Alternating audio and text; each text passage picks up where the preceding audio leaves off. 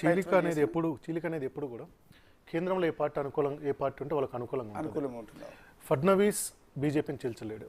ఫడ్నవీస్ బలం కన్నా BJP RSS బలం ఎక్కువ, చీల్చలేడు. తర్వాత అజిత్ పవార్ చీల్చుకొని పోవాలన్నా ఇప్పుడున్న రూలింగ్ పార్టీని కాదు అతను వెనక ఎవరు పోరు. ఆ రోజు ప్రతిపక్షంలో ఉన్నారు కూడా తనతో పాటు పోయారు.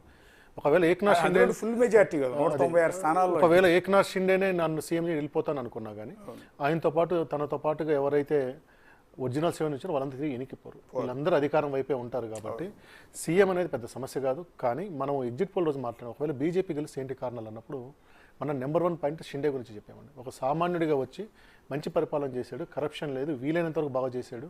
సర్వేలో కూడా అతనికి 36% యాక్సెప్టెన్స్ వచ్చింది. దీనికన్నా కూడా ఈ లడకి బెహన్ యోజన ఏదైతే 1500 రూపాయలు ఇస్తున్నారో దానికి అనుకూలంగా ఉన్నారు. ఇది ఖచ్చితంగా గెలుస్తుంది, ఈయనకు అనుకూలంగా వస్తుందని చెప్పినాం. దాంతోపాటుగా ఇక్కడ మోడీ కన్నా కానీ మీరు అడిగిన ప్రశ్న ఆయనని మీరు మరి జనరల్ ఎలక్షన్లు వచ్చింది ఇప్పుడు ఎందుకు నిలుపుకోలేకపోయారు దానికి. ఈ ఎన్నికలు మీరు గమనిస్తే మోడీ గారు పాల్గొనేది 10 సభలే.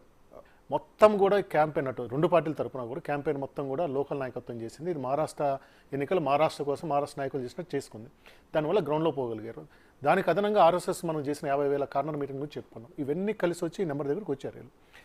కాబట్టి సీఎం ఎవరనే దాని మీద నాకు తెలిసిన సమస్య ఉండదు. ఖచ్చితంగా ఏక్నాథ్ షిండేని చేస్తారు. ఎందుకంటే అలాంటి స్ట్రాంగ్ లీడరు అతని యాక్సెప్టెన్స్ ఉండబట్టి ఎంతవరకు వచ్చిందండి. నాకు తెలిసి అతను లేకుండా ఉంటే ఎంత దూరం వచ్చేది కాదు, చాలా దెబ్బతిని ఉండేవాళ్ళు. ఇంకా మనం మాట్లాడుకున్నట్టుగా ఫడ్నవీస్ చీల్చలేడు, అజిత్ పవార్ కూడా తనతో ఎవరు పోలేరు. తనతో పాటు 30 సీట్లు గెలిచాయనుకోండి, గట్టి పోతే 10 మంది పోతారు. తనతో పాటు పోతే అధికారం ఎటుంటే అటే ఉంటారు. ఎమ్మెల్యేలు ఎవరు కూడా అధికారానికి వ్యతిరేకంగా బయటికి పోరు. అందరూ కూడా సస్పెండ్ అయిపోతారు. అంతే, విశ్వాస వివరణ ముందే సస్పెండ్ అయిపోతారు. కాబట్టి దాని మీద పెద్ద సమస్య ఉండదు. ఖచ్చితంగా ఏక్నాథ్ షిండే దీన్ని గెలుపు చూడాలి.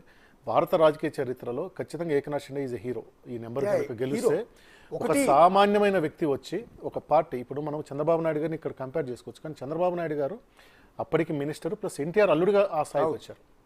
ఎన్టీఆర్తో ఆ బంధుత్వం లేకుండా మరి ఆయన ఆ స్థాయికి రాగలుగుతారో, పార్టీ మీద పట్టు తెచ్చుకుంటారో అనేది చెప్పలేము.